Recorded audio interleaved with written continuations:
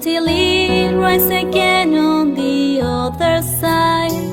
There are people of action around the world, doing good, changing lives, giving hope. The sun never sets in Rotary. Service is bigger than ourselves. The sun never sets in Rotary. Thanks to you, we are Rotary, we are one.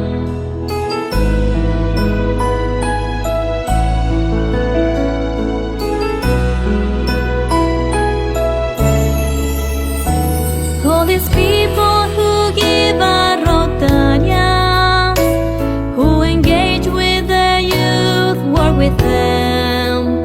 They serve those most in need, heal the sick, promote peace and polio and save lives. The sun never sets in Rotary. Service is bigger than ourselves.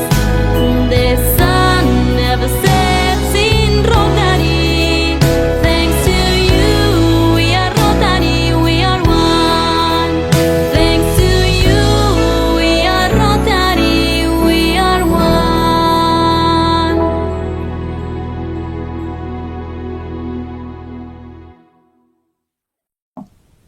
It is a great joy to be with you participating in this initiative called The Sun Never Sets on Rotary, which for the 5th consecutive year allows us to celebrate our organization's anniversary through 24 online Rotary meetings around the world involving Rotarians and districts from more than 50 different countries connected through a single and common Zoom link.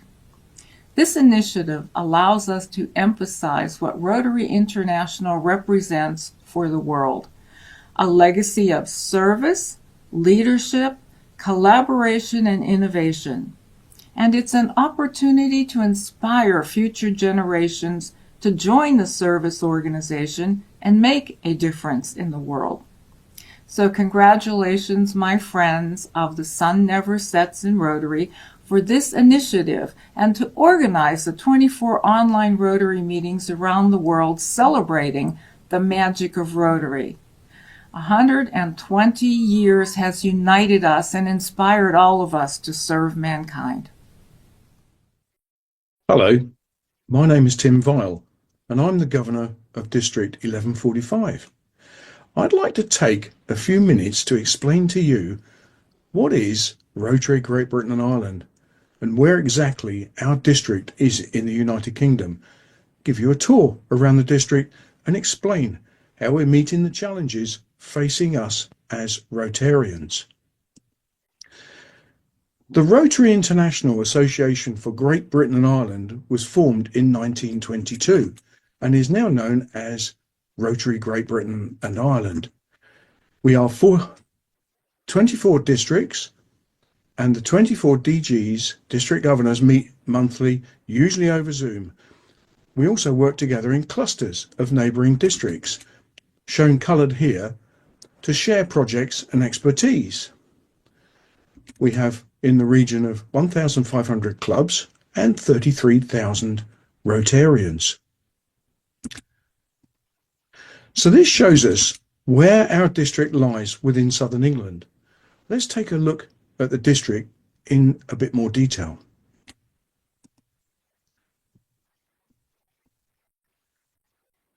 Our district is formed from the counties of Sussex, typically the lower third of the area, shown by the red line, Surrey, the mid-section, and a portion of North East Hampshire with just 3 clubs to the west, and then South London to the north.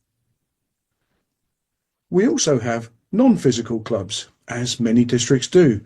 We have the E-Club of young professionals, all younger postgraduates, and we host the E-Club of Bipolar, which supports and furthers the cause of bipolar nationally and of course internationally. And I know that they would welcome any interest from anyone watching who may be a similar young professional or have an affinity with bipolar. We also have a number of direct Rotarians, a form of membership currently unique to Rotary Great Britain and Ireland, where Rotarians don't subscribe to belong to any club, but nevertheless give time to service. These are just three of our famous sporting venues: Epsom Racecourse, Twickenham Stadium, and of course the world famous Wimbledon Championship tennis tournament is played at the All England Croquet and Tennis Club at Wimbledon, South London. You can see the south of England is a beautiful place to live. And our district has some fantastic historical sites, and here are just three. The former royal residence of the Royal Pavilion located in Brighton on the southern coast, and the memorial to the signing of the world-renowned Magna Carta document at Runnymede in the year 1215. And then the Royal Palace at Hampton Court, home to King Henry VIII and built in the early 16th century. Farnborough in our district, and actually the home of my own club, is famous for its contribution to aviation, from the first powered flight in the United Kingdom in 1908 to the world-famous Farnborough Air Show. Now, I'd like to introduce you to two of the ways in which our district is enabling clubs to engage with the community, both here and overseas. First, President Jenny Thornton will outline how her club, Camberley in Surrey, has developed an award scheme which is now supported by the district and available for all clubs to use. Hello, from Rotary South, District 1145. My name is Jenny Thornton. I'm president of Camberley Rotary Club. As you can see, Rotary does a terrific amount for the young, but today I'd like to introduce to you a new award, the Rotary South Junior Community Award. This award is an opportunity for children in the last year of primary school to take part in non-competitive studies that will help them to learn new skills and to develop the ones they already have to improve their life chances. This gives them the opportunity to engage in the richness and diversity of local communities. It gives them the chance to improve their position in the community. This award has been running as a trial in 2 primary schools in Camberley since May 2024. And we've had some great responses from the teachers and, of course, the children. For the award, the children have helped in the community, delivering breakfasts, doing litter picking, attending Remembrance Day celebrations, attending Diwali, learning to play the piano, the drums, working with the Surrey Heath Youth Council, learning to ski, to cook, and to help younger children. They've had swimming lessons, they've mixed with families of other cultures, they've interviewed the local vicar to get an understanding of beliefs in other religions from their own. And we've had 17 children so far that have gone through the Rotary Junior Community Award. The Rotary Junior Community Award originated actually over 25 years ago in the district of Mitchell River in Melbourne. Thousands of children have completed the award with benefit of them going forward and really having a positive impact in life. It's been adapted with their permission for the use in the UK. And the slide shows the group of young children receiving their award. The materials for use in the Rotary South Junior Award look like this. Each child receives a diary which they can use to record what they have done. They can note their activities in the diary, and all that is required is an adult signature to confirm the activity has been done. And we are flexible in how the activity is shown. It can be words, pictures, or a video. So it really is open to all. And as you can see, it's very coherent, that it is all organised for you, completely planned, and very easy, therefore, to give to children and to schools for them to start. It's not an exam, and that's the important part. The award consists of 4 pieces of work that the children must complete in order to get their award. There is a community section. This has to be done for a minimum of 1 hour per week for 10 weeks. There are many things a child can choose to do. They can help somebody in some way with a disability. They can help to tidy and clean their area that they live in. They can plant trees, because if you plant them, you're less likely to snap them. And if you clean your neighbourhood, you're less likely to make it dirty. Physical recreation, as you can see here, is very important in keeping fit, both mentally and physically. The requirement is 2 hours per week for 10 weeks, outside of regular school activities. For example, football, tennis, badminton, cycling, dance, judo, anything which raises the heartbeat and encourages interaction with others. Children of this age often complain about being bored, and this is great for them. It helps boost their ego because they find something that they're good at, and it keeps them away from electronic devices for a while.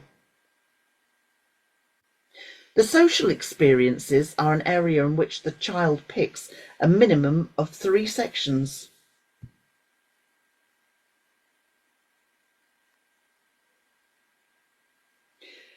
They can do anything taking part in a community meeting, a community commemoration. They can meet people from different cultures. They can enjoy different religious or spiritual experiences,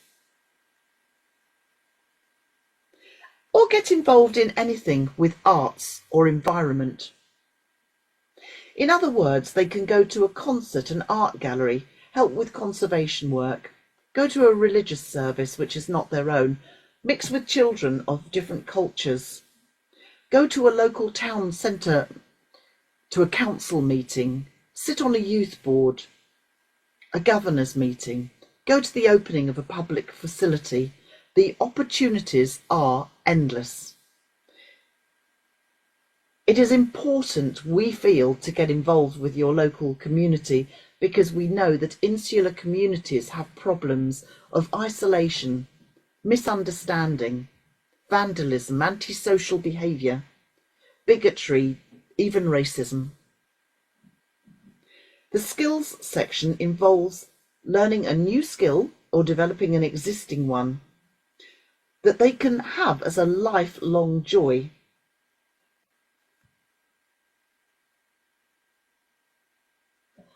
Children love to learn new skills. And you can see here children that have loved doing the work with their diary.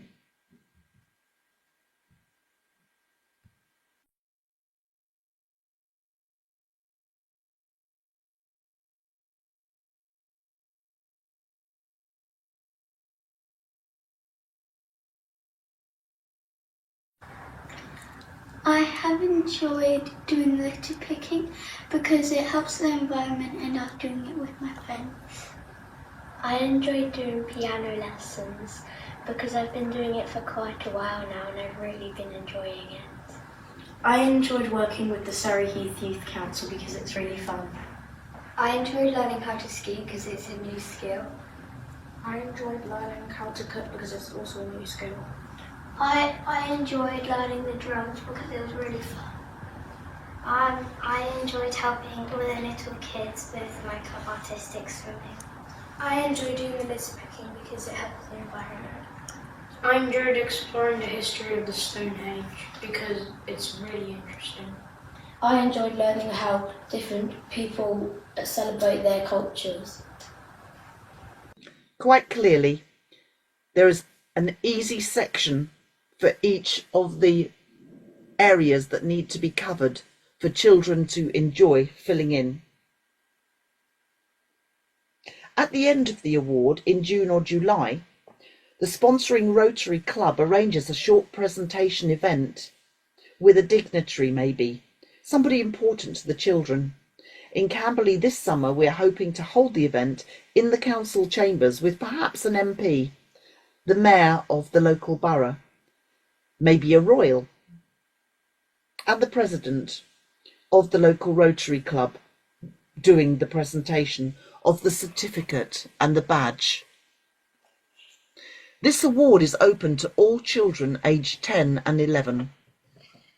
A school will love to take this on to look after the possibilities of children that maybe otherwise would not get this sort of opportunity, the validation, the certificate and the badge. We are keen that the award is open to all families and for children to have the opportunity. As the award is a non-profit making scheme, it would be capable for the school to help, and there are grants available from local authorities should a school or a child not be able to do the award because of difficulties. A child should not be excluded because of a lack of funds. We have videos of the children and what they think about the awards. And the UK clubs have got from the Camberley Rotary Club, Rotary South, a starter pack so that they can take this to schools to look at to go ahead with the award. Thank you so much for listening to our account of what we think is a fantastic opportunity for all children to engage more widely in the community and to learn about different cultures and beliefs and build their own self-image and esteem while helping the community. We would love you to take part. Thanks, Jenny. And thanks to your club for all of the hard work and dedication to deliver such a great project. Of course, a huge part of our Rotary focus is on promoting peace and goodwill. Here's past Governor James Onions explaining how we lead on international country committees. Thanks, Tim. Hi, I'm Mike Thorne, and I'm District Governor nominee at District 1145 and the Sun Never Sets in Rotary Coordinator for this year. I've got with me Jim Onions. Now, Jim is not only a past District Governor of our district, but also he is the Rotary Great Britain and Ireland Coordinator for the Inter-Country Committees. So, welcome, Jim, and thanks for joining us today.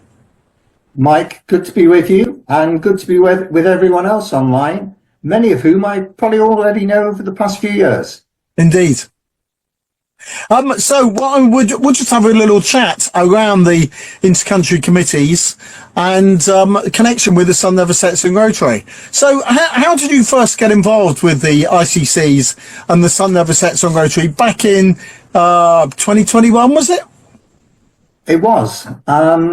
I was already in the ICCs at that time, so this started with a call from a dear friend Krishna, widely known as NK, who came from the Rotary Club of Ambattur in Chennai, the same club as Vasanti. They had this idea of a 24-hour program where clubs around the world linked together to celebrate Rotary's birthday. Sounded great, but maybe hard work. He wanted help finding clubs to work with them. A few phone calls to other ICC coordinators, an announcement at an ICC summit in Brussels showed how much the ICC nations globally wanted to be involved.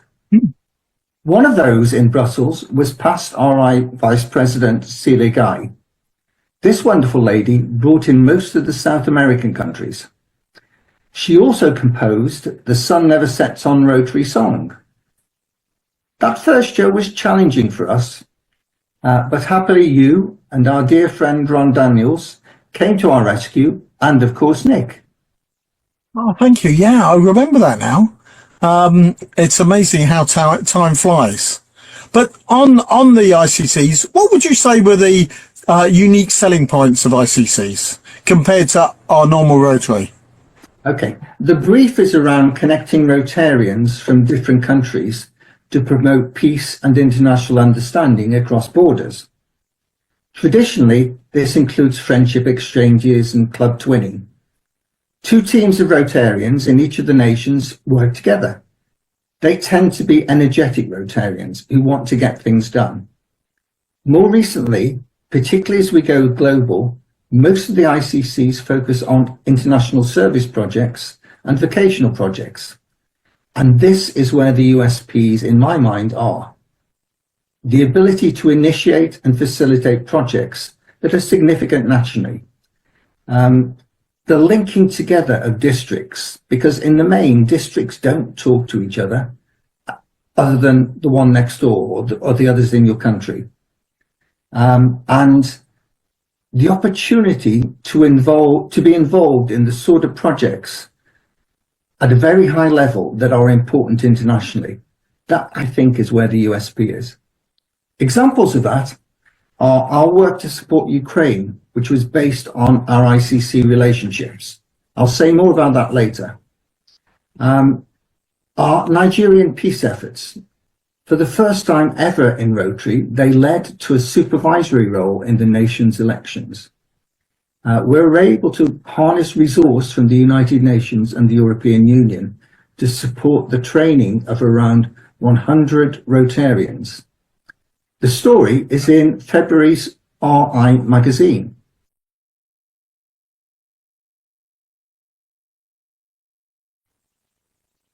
We handed over that piecework to a new Nigerian Peace Rag chapter that is going strong.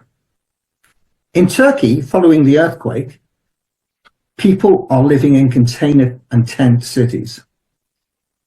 Children are receiving serious burns, 80 to 90% burns.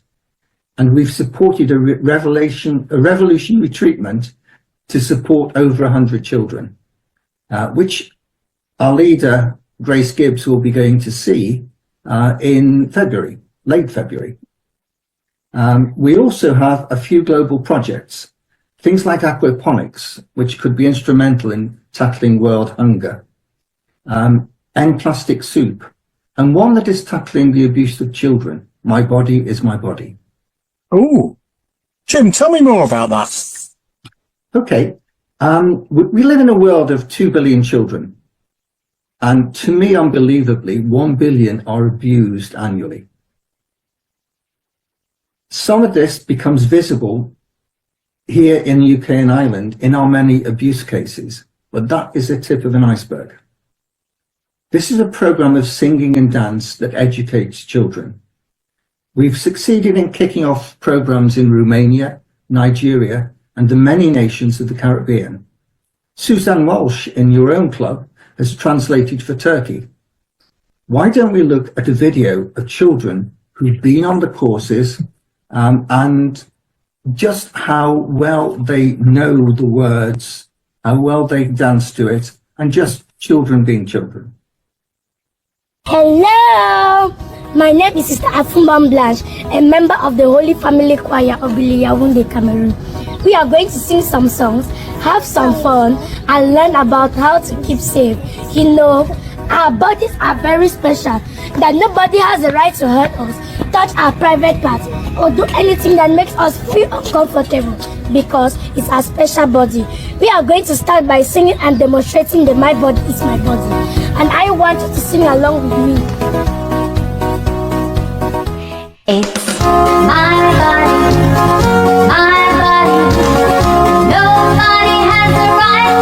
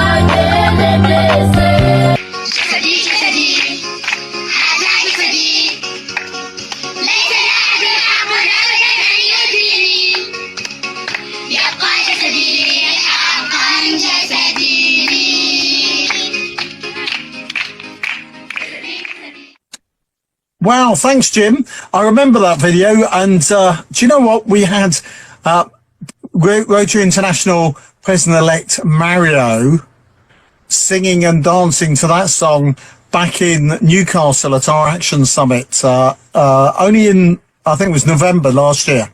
So it's a beautiful song, and thank you for sharing it.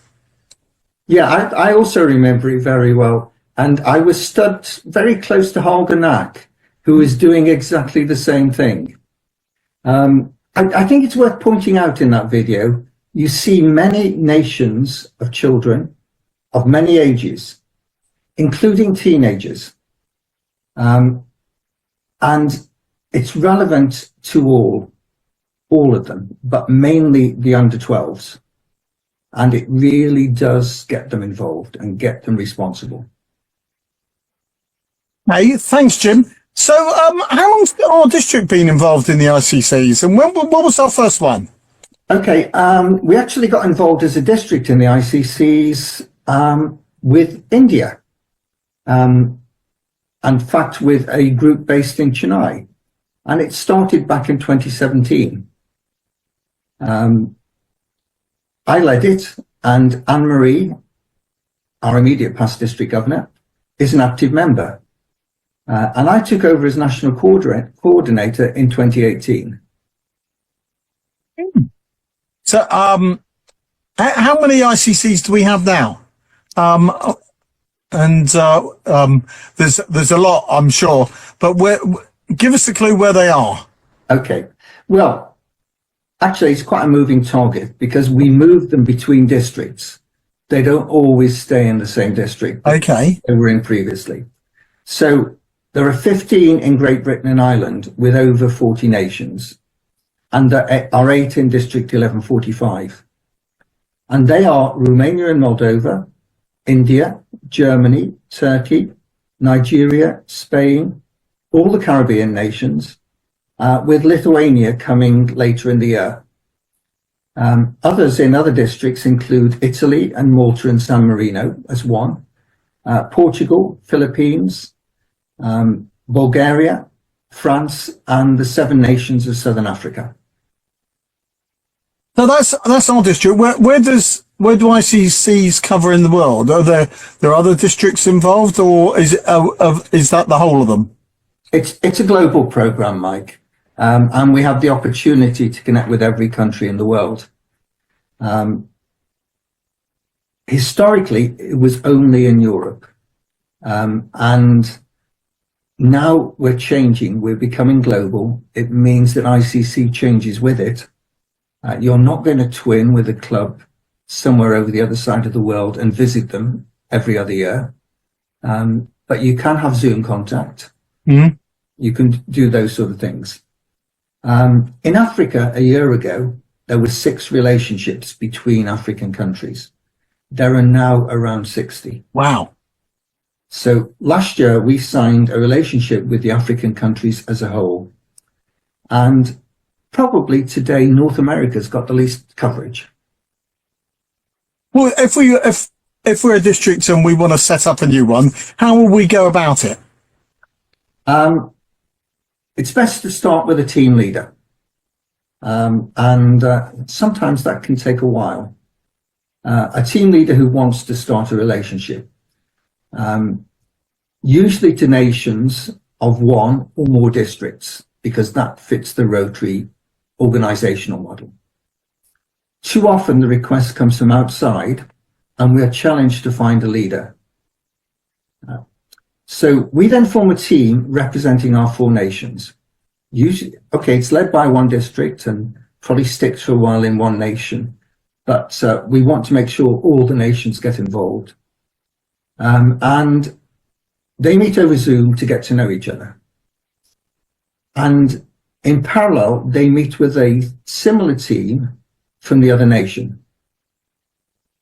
So you've got these 2 teams meet together to get to know each other and then meet together as one, almost as 1 club, to develop real relationships. And they agree some projects that they want to progress. There is then a charter ceremony over Zoom, And I've got a funny feeling Nick's been at almost all of them. Mm.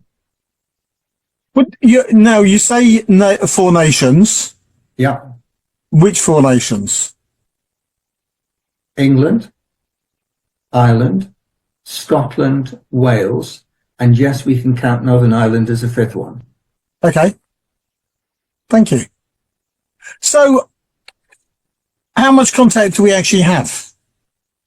Well, each ICC decides. Some of them don't meet very often at all, but most frequently there's a monthly Zoom meeting and occasional visits. So, people come to London from all over the world and they'll meet with other people in their ICC over here, and vice versa when we go to their countries. So what are some of the joint projects we've done so far, or maybe over the last couple of years? Or will that take too long? Well, I think that would take 15 minutes in its own right. And will probably get quite boring because there are an awful lot of them. But those projects I mentioned earlier probably give good examples.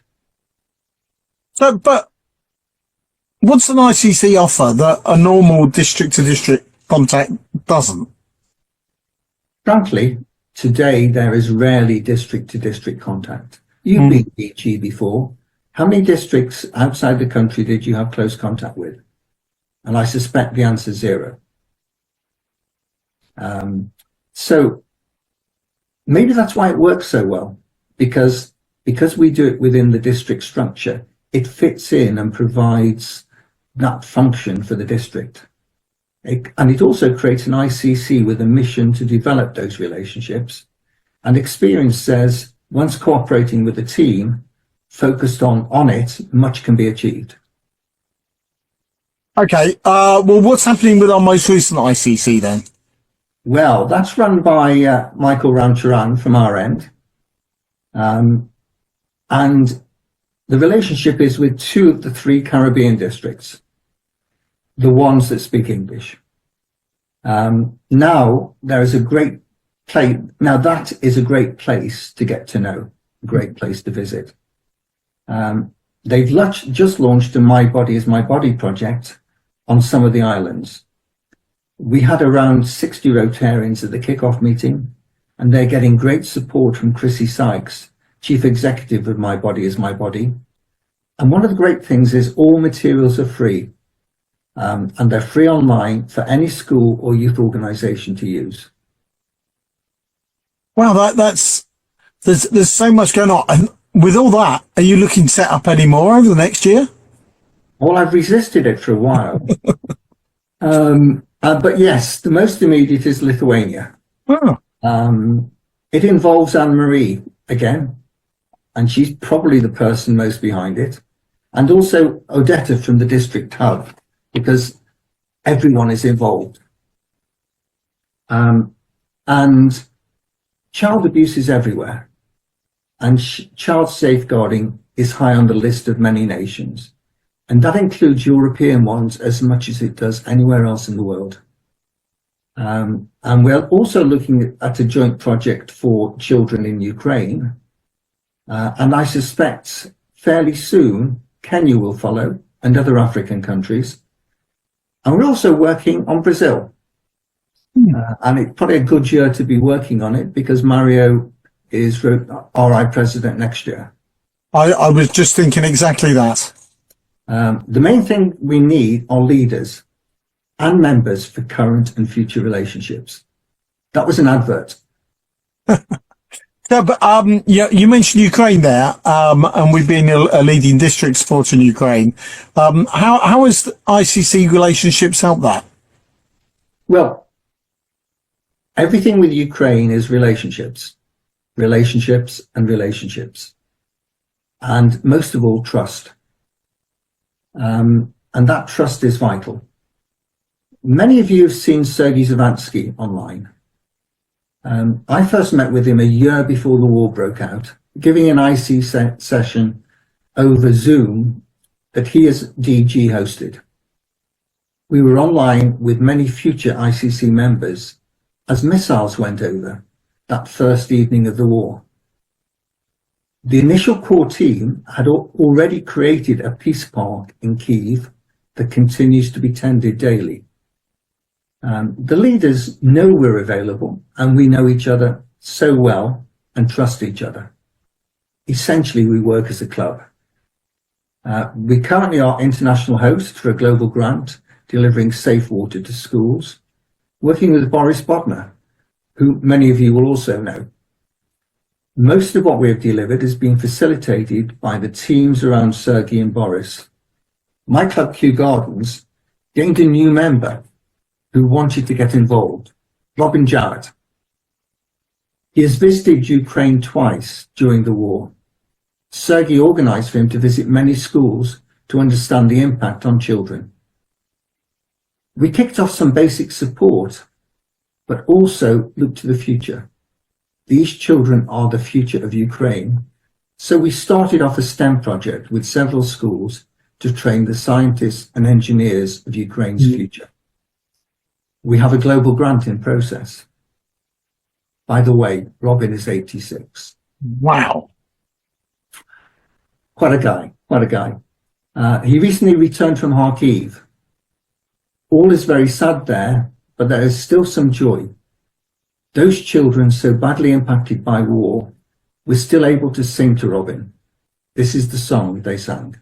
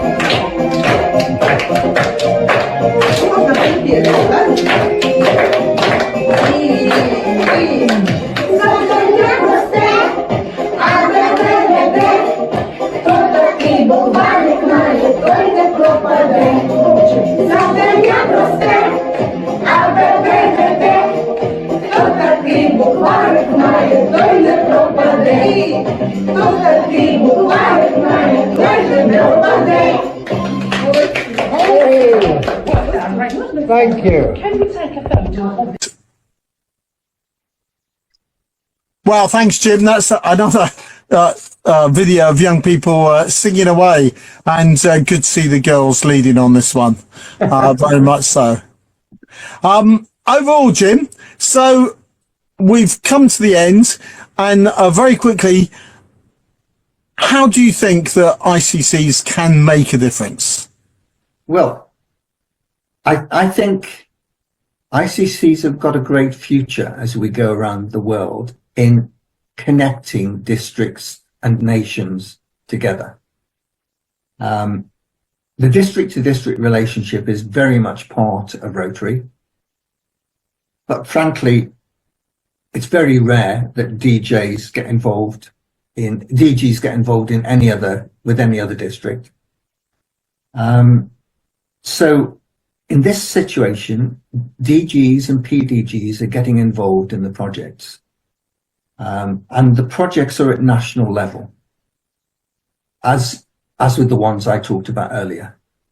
And that's great, because it means that ICC becomes a great program to get involved in. And I think anyone who wishes to, just have a look at the ICC relationships in your countries and go for it. Well, thanks very much, Jim. We can tell your passion for ICCs there, and hope that people can appreciate that passion of this short interview. And at that, we're going to hand back to Tim, And it's goodbye from me. And from me. Goodbye. Goodbye.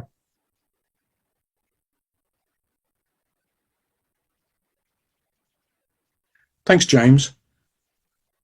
Peace is so fundamental to Rotary, and I'm pleased to lead a district that has a long peace pedigree. Now, I mentioned earlier that we are facing our challenges head on. Like so many governors within Great Britain and Ireland, I know that most significant challenge faced by our district is not identifying the areas of need or how to find projects. It's replacing our members as they age or leave so that we can do what we do best as Rotarians, which is service to our community. Every year, we see clubs close for the lack of new members. So we decided to act to meet this head on. The district has embarked on a series of events to enable Rotarians to develop ideas and ways to attract large numbers of residents that we know do want to give service. We just need to understand how to connect them to Rotary.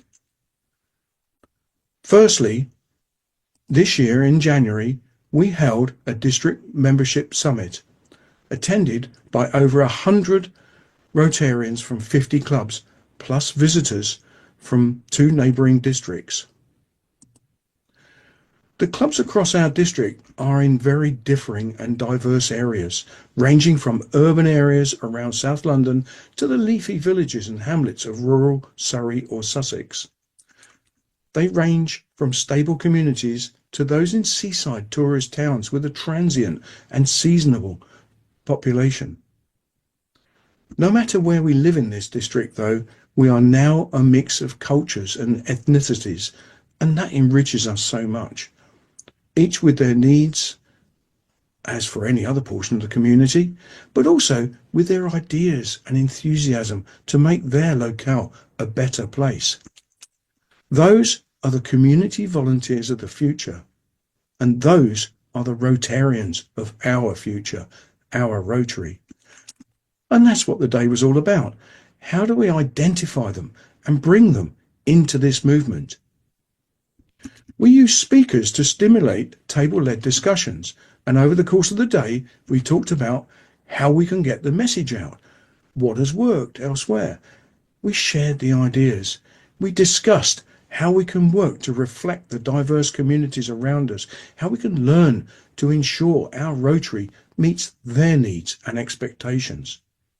And we heard about the power of words and how we can better understand the needs of our fellow Rotarians to create the best of fellowships and working partnerships. We found that Rotarians actually were eager to discuss these topics over a table with fellow Rotarians from other clubs. They enjoyed listening and contributing to the debates.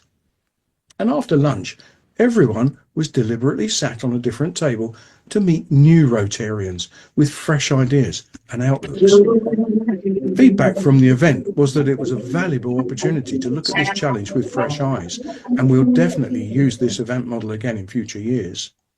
The next event in the series is on March the 1st, when clubs will come together again, this time over Zoom, to carry on the discussion and to tell us what ideas they may have developed since the summit.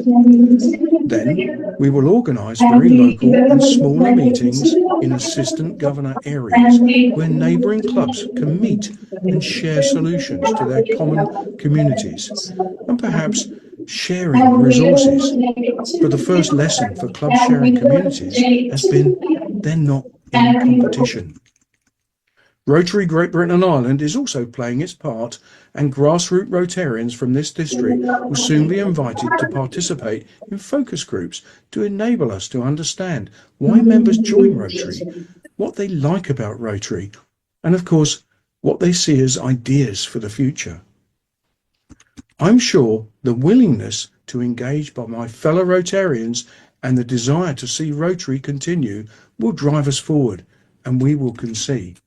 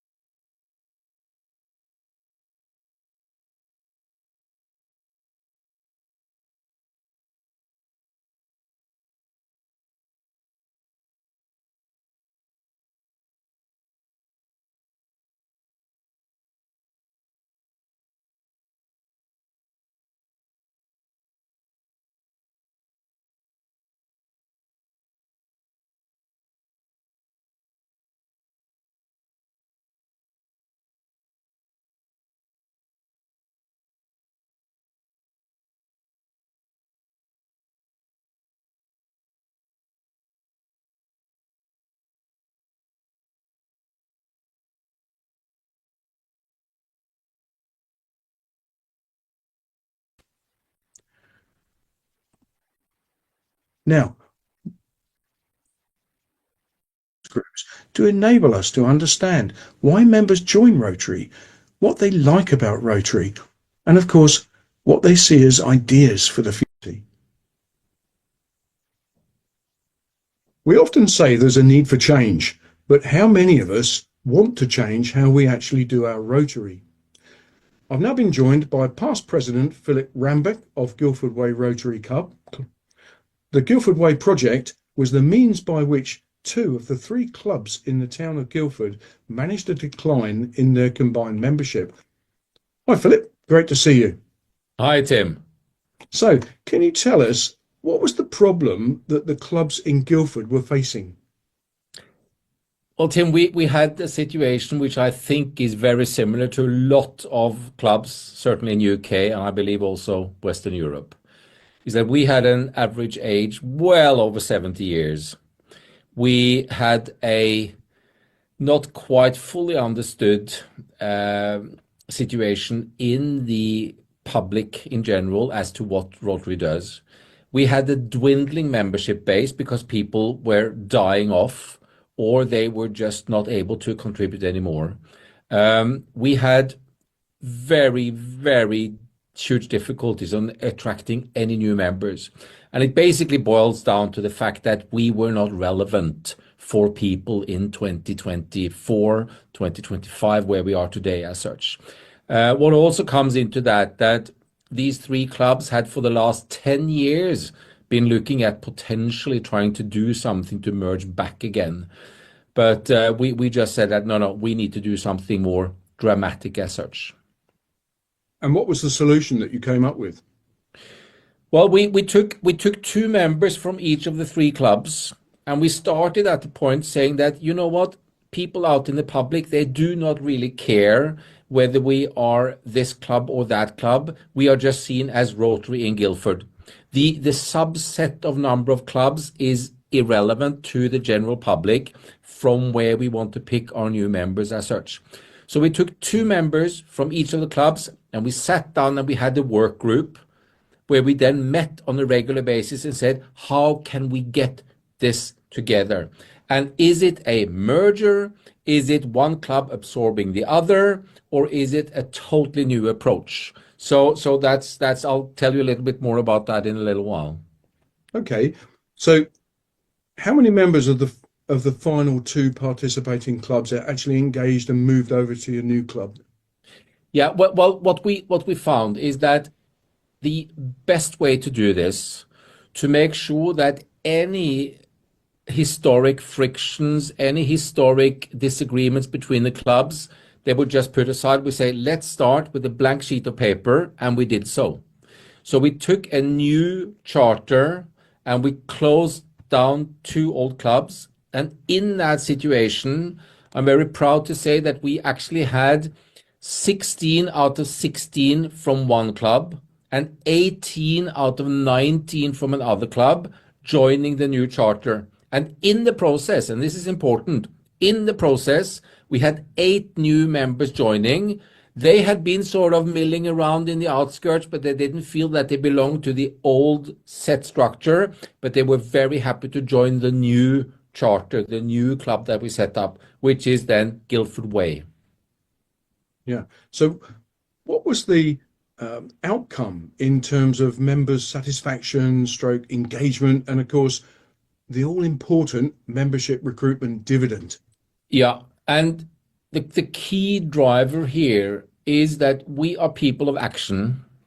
We are people that want to do things and contribute. So what we did in the process was to fundamentally change from being a breakfast club and a lunch club into a purely project-based club.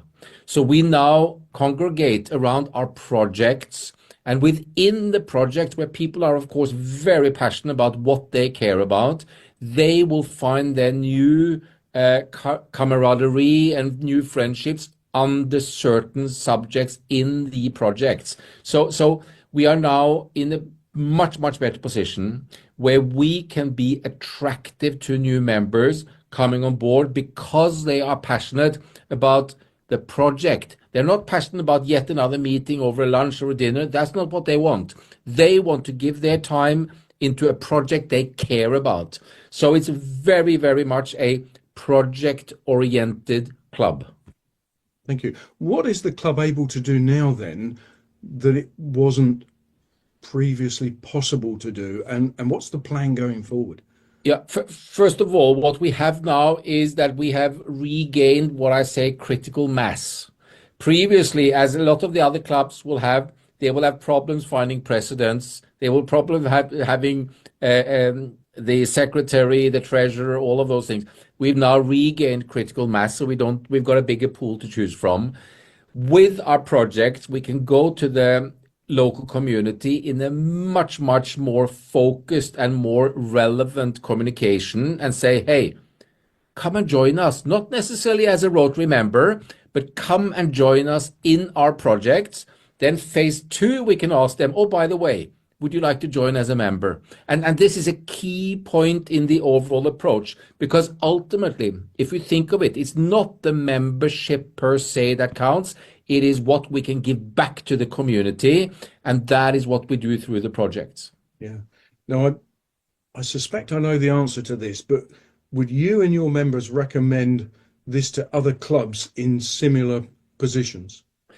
Absolutely. And I think this is yet another key point. We are now in a situation where we need to think about, it's not about service above self. It is about service to Rotary more than self-service, if you know what I mean. Let's think outside the box and find out what can we do to secure the long-term value and contribution from Rotary. And for that, we need to put our own personal interest a little bit at the back. So let's go out and do this project-based. Let's make sure that we can be attractive to people and thereby get new members on board. Thank you. Thanks, Philip. That was really interesting. And thank you for your time. You know, this project has been a beacon to us in how we rethink what you do as clubs to reflect what it is that's both important to you as members, but in a way that's attractive to those in the community who would make excellent Rotarians. When I visited the club in September, I found the members of all ages engaged and enthusiastically enjoying their Rotary once again. And clubs in our district now use this model to review and manage situations where there may be several declining clubs in a single community.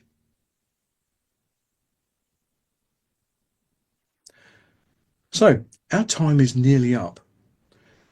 I start each and every club visit with an explanation of Rotary International President Stephanie's theme, the magic of Rotary. I believe that the amount of goodness that Rotary brings to the world is truly immeasurable. 1.2 million Rotarians, all creating projects for good in their communities or for others. I'm particularly proud of the contribution that our district makes to that effort. You've heard about a couple of our projects, the Junior Award Scheme, and our work with the inter-country committees. You've heard that, yes, we do have challenges, but we're meeting them head on and with resolve. Thank you for watching. Please do come and see us. We'd love to learn from your ideas and enthusiasm as well. Thank you.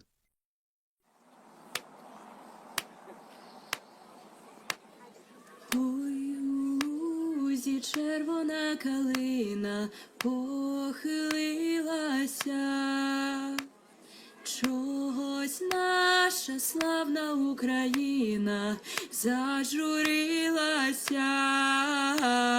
а ми